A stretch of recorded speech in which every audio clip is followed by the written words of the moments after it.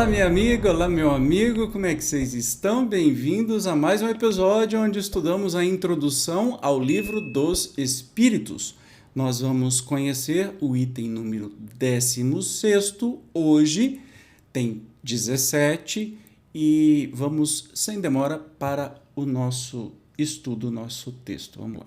Resta-nos ainda examinar duas objeções, únicas que realmente merecem este nome, porque se baseiam em teorias racionais. Ambas admitem a realidade de todos os fenômenos materiais e morais, mas excluem a intervenção dos espíritos. Segundo a primeira dessas teorias, todas as manifestações atribuídas aos espíritos não seriam mais do que efeitos magnéticos. Os médiuns se achariam num estado a que se poderia chamar sonambulismo desperto, fenômeno de que podem dar testemunho todos os que hão estudado hemiagenetismo. Nesse estado, as faculdades intelectuais adquirem um desenvolvimento anormal, o círculo das percepções intuitivas se amplia para além das raias da nossa concepção ordinária. Assim sendo, o médium tiraria de si mesmo e por efeito da sua lucidez tudo o que diz e todas as noções que transmite, mesmo sobre os assuntos que mais estranhos lhe sejam, quando no estado habitual. Não seremos nós quem conteste o poder do sonambulismo, cujos prodígios observamos, estudando-lhe todas as fases durante mais de 35 anos. Concordamos em que, efetivamente, muitas manifestações espíritas são explicáveis por esse meio. Contudo, uma observação cuidadosa e prolongada mostra a grande cópia de fatos em que a intervenção do médium, a não ser como instrumento passivo, é materialmente impossível. Aos que partiram dessa opinião, como aos dos outros, diremos: vede e observai, porque certamente ainda não viste estudo. Opor-lhe-emos em seguida duas considerações tiradas da própria doutrina deles. De onde veio a teoria espírita? É um sistema imaginado por alguns homens para explicar os fatos? De modo algum. Quem então a revelou? Precisamente esses mesmos médiuns cuja lucidez exaltais. Ora, se essa lucidez é tal como a supondes, por que teriam eles atribuído aos espíritos o que em si mesmos auriam? Como teriam dado sobre a natureza dessas inteligências extra-humanas as informações precisas, lógicas e tão sublimes que conhecemos? Uma de duas: ou se eles são lúcidos ou não são. Se o são, e se pode confiar na sua veracidade, não haveria meio de admitir-se, sem contradição, que não estejam com a verdade. Em segundo lugar, se todos os fenômenos promanassem do médium, seriam sempre idênticos num determinado indivíduo. Jamais se veria a mesma pessoa usar de uma linguagem disparatada, nem exprimir alternativamente as coisas mais contraditórias. Esta falta de unidade nas manifestações obtidas pelo mesmo médium prova a diversidade das fontes. Ora, desde que não as podemos encontrar todas nele, forçoso é que as procuremos fora dele. Então, está falando sobre uma contestação que era muito comum na época, dizendo que não tinha espírito nenhum, que isso era manifestação sonambúlica e que o próprio médium extrairia isso dele próprio. Então, está se questionando como é que existem diversas manifestações, coisas diferentes saindo do mesmo médium, e de onde veio a doutrina espírita com respostas tão sublimes, né, de tantos médiums. E se veio isso dos médiums, por que eles não poderiam fazer isso sem precisar falar que veio de espírito? Então, não fecha, a conta não fecha essa explicação, como Kardec diz, que são duas contestações que ele vai fazendo. Essa é a primeira, né, sobre essa questão de que não tem espírito. Isso é o próprio o médium que fica sonambúlico. E o Kardec era estudioso do sonambulismo também. Então ele sabia muito bem do que estava falando e que isso não tinha nada a ver com sonambulismo. Mas vamos continuar. Segundo outra opinião, o médium é a única fonte produtora de todas as manifestações, mas, em vez de extraí-las de si mesmo, como pretendem os partidários da teoria sonambúlica, ele as toma ao meio ambiente. O médium será, então, uma espécie de espelho a refletir todas as ideias, todos os pensamentos e todos os conhecimentos das pessoas que o cercam. Nada diria que não fosse conhecido, pelo menos, de algumas destas. Não é lícito negar-se, e isso constitui mesmo um princípio da doutrina, a influência que os assistentes exercem sobre a natureza das manifestações. Esta influência, no entanto, difere muito da que supõe existir, e, dela que faria do médium um eco dos pensamentos daqueles que o rodeiam, vai grande distância, porquanto milhares de fatos demonstram o contrário. Pois, nessa maneira de pensar, grave erro, que uma vez mais prova o perigo das conclusões prematuras. sendo-lhes impossível negar a realidade de um fenômeno que a ciência vulgar não pode explicar e não querendo admitir a presença dos espíritos, os que assim opinam explicam a seu modo. Seria especiosa a teoria que sustentam, se pudesse abranger todos os fatos.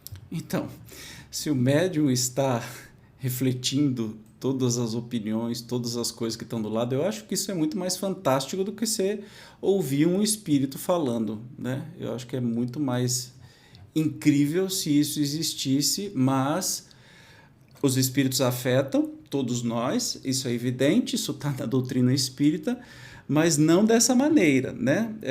Não desse negócio de que eu vou pegar todos os pensamentos que estão aí na humanidade e vou trazer. Seria um superpoder, quase um X-Men, esse negócio. O doutor, como é que era o nome dele? Doutor Xavier, né? Que tinha aquele poder de ouvir os pensamentos de todas as pessoas, né? Soa meio esquisito isso.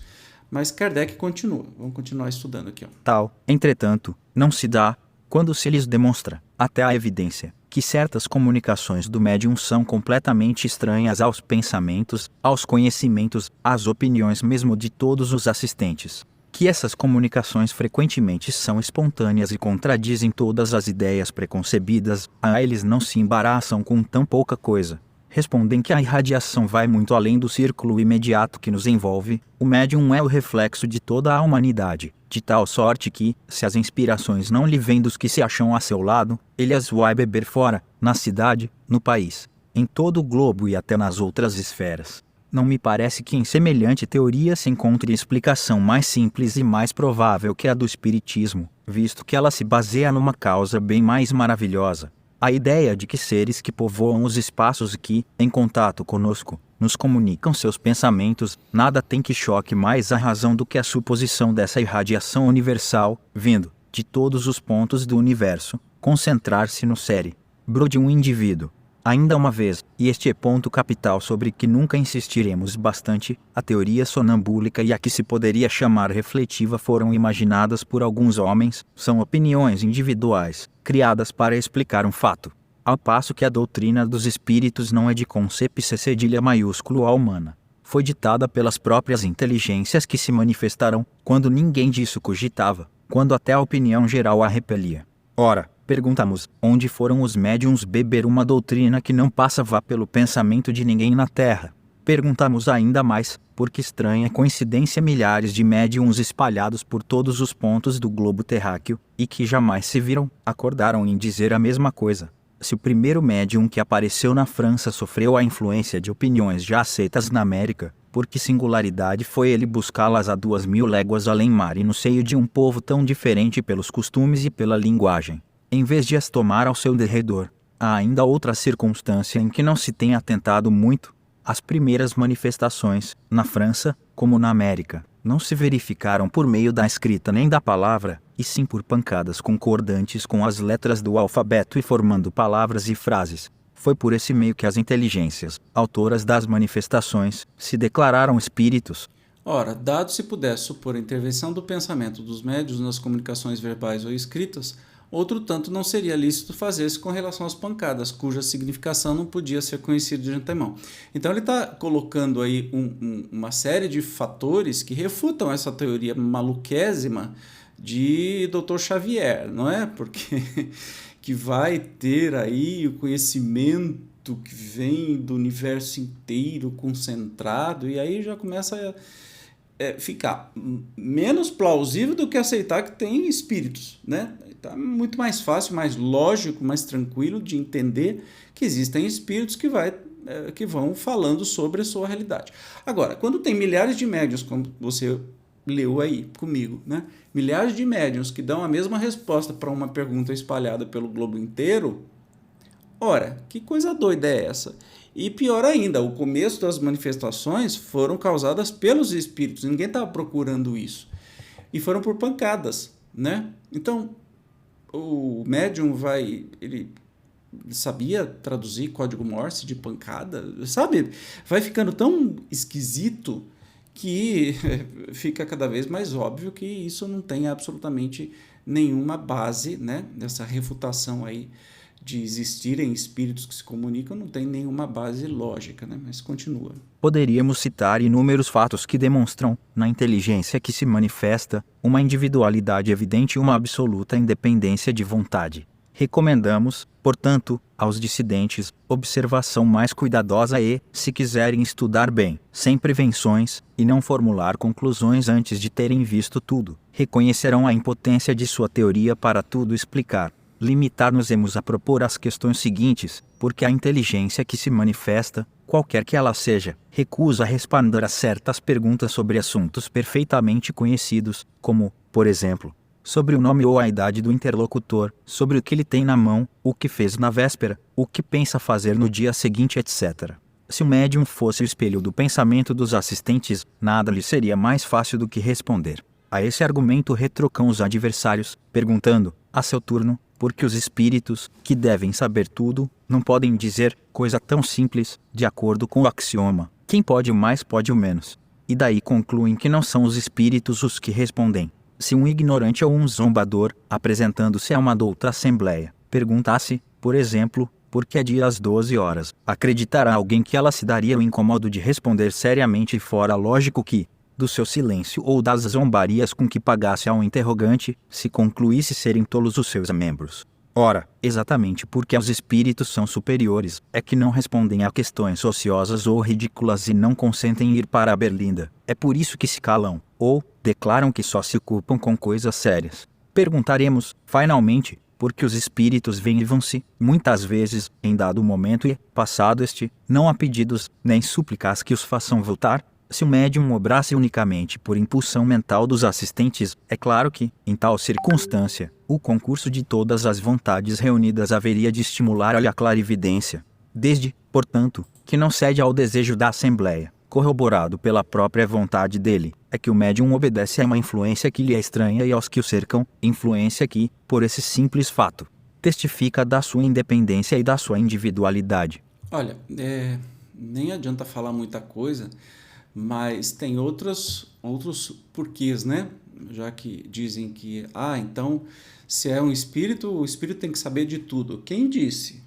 Qual o nível do espírito para começo de conversa? É um espírito menos evoluído, ele não sabe nem como é que ele entra e sai dos lugares, ele é conduzido, né?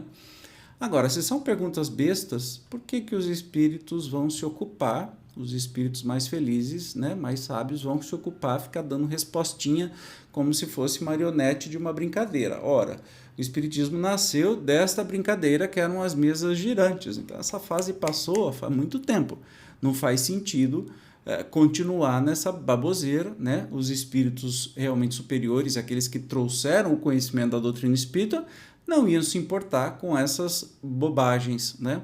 Não iam perder tempo com essas bobagens. E aí, Kardec vai refutando categoricamente cada uma das objeções de pessoas que acham que o espiritismo é um delírio coletivo, é uma pessoa que consegue captar tudo que tem no planeta Terra, é um Dr. Xavier, e no universo inteiro do conhecimento, umas coisas meio brabas, né? É mais simples acreditar que exista realmente um mundo espiritual e que os espíritos são pessoas desencarnadas que conversam com a gente. Simples assim, sem nenhuma complicação. Porque é tão difícil, né, saber sobre isso, aceitar isso. É difícil porque as pessoas que são materialistas, ao contrário do espiritualista, que acredita que não tem nada além da matéria, realmente vão fazer de tudo para ficar colocando um empecilho. Mas, se estudar com afinco, por exemplo, a doutrina espírita vai se convencer pela lógica, não é porque alguém está dizendo não, mas pela lógica de como as coisas acontecem. Se tiver um trabalho mediúnico ainda mais vai se convencer pelo seu dia a dia das experiências que terá. Tá bom? No próximo episódio nós vamos estudar o último item desta introdução. Agradeço a sua presença e te espero como sempre. Até o próximo. Tchau.